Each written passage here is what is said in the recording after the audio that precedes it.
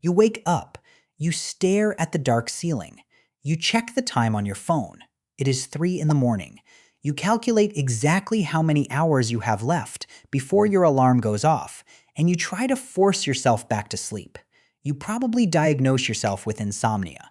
You assume your brain is broken. But from an evolutionary standpoint, your brain is doing exactly what it was designed to do. For roughly 300,000 years, sleeping for 8 uninterrupted hours in a dark, silent room was a fantastic way to get eaten. If you didn't wake up in the middle of the night, you died. Today, we treat fragmented sleep as a medical annoyance. But historically, waking up at 3 in the morning was the only reason your family survived the darkness. To understand why your body betrays you at night, you have to forget your bedroom. You have to forget locked doors, glass windows, and memory foam. Imagine the Pleistocene savanna. The sun goes down, and the environment instantly changes ownership. You are not an apex predator. Your night vision is terrible. You have no armor, no venom, and you are slow. Meanwhile, the dark is filled with giant hyenas, saber-toothed cats, and leopards who specialize in hunting primates. To them, a sleeping human is just a very convenient midnight snack. So, how do you sleep? For prehistoric humans, going unconscious was the most dangerous thing they did every single day. The first and most obvious defense was fire. But fire is not a wall. You cannot hide behind it, and you cannot lock it. Fire is a fragile chemical reaction that requires constant manual labor. It is a biological tether. If the fire dies down, the shadow line creeps closer to your sleeping family, and the predators get brave. This created a brutal logistical problem. Humans need sleep to survive, but humans also need to feed the fire to survive. If everyone goes to sleep at the exact same time, the fire goes out. Everyone dies. The solution to this problem is still hardwired into your genetics right now. When anthropologists attached sleep tracking devices to the Hadza people, a modern hunter-gatherer group in Tanzania who still sleep outside around fires, they discovered something incredible. They monitored a group of 30 people over 20 days. Out of more than 200 hours of total sleep time, do you know how many minutes all 30 people were asleep at the exact same time? 18 minutes. For 99.8% of the night, at least one person in the camp was awake.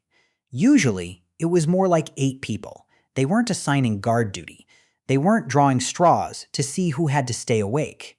It happened completely naturally. Researchers call this the Sentinel hypothesis. The idea is that human biology evolved to make sure a group of people can never naturally sync up their sleep cycles. We are biologically designed to sleep in overlapping shifts. Think about your own family. Think about the labels we use today. Night owls and morning larks. We usually treat these as lifestyle choices or personality flaws. If you have a teenager who refuses to go to sleep before 2 in the morning, society calls them lazy or rebellious. If you have a grandparent who naturally wakes up at 4 in the morning, we just call them old. But anthropologists look at that family dynamic and see a highly evolved security system.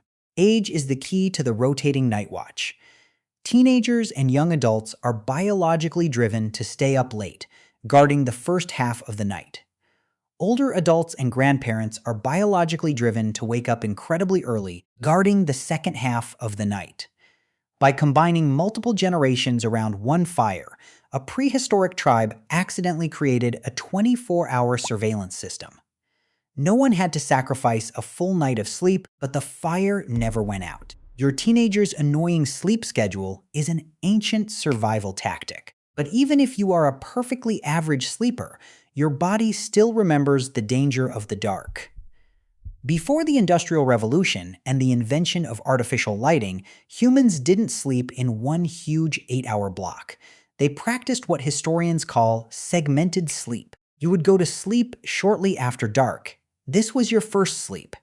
Then, around midnight or 1 in the morning, you would wake up. You wouldn't panic. You wouldn't check your phone. Waking up was completely normal. You would stay awake for an hour or 2. What did people do during this time? They threw more wood on the fire. They checked on the children. They smoked. They prayed. And, most importantly, they talked. If you woke up in a prehistoric camp at 2 in the morning, you were not alone. You would hear the crackle of the fire. You would smell wood smoke. You would see the soft orange glow illuminating the faces of 3 or 4 other people who were also naturally awake. Anthropologists who study firelight conversations have noticed a massive shift in how humans talk at night. During the day, conversations are practical. People talk about hunting, gathering, resources, and complaints. But at night, around the fire, the conversation shifts to storytelling. They talk about the spirit world. They talk about distant friends. They sing. This midnight waking period wasn't just a chore to keep the predators away. It was the incubator for human culture. It was when the social brain synced up. You bonded with the people keeping you safe. And then, when you felt tired again, you lay back down for your second sleep, knowing someone else was taking over the watch. Now compare that ancient communal reality to what we do today. Modern sleep hygiene tells us that the perfect sleeping environment is pitch black, dead silent, and totally isolated. We buy blackout curtains. We buy white noise machines to drown out any sign of life. We put our children in separate rooms down the hall and close their doors. To a modern human, this feels like luxury. To a prehistoric human, this would feel like a death sentence.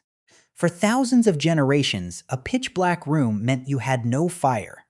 Total silence meant you were completely alone, or that everyone else in your tribe had been killed.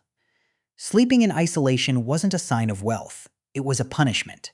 To be banished from the fire was the ultimate terror. So the next time you wake up at 3 in the morning, staring at the ceiling, listening to the dead silence of your house, don't be so hard on yourself. You are not broken.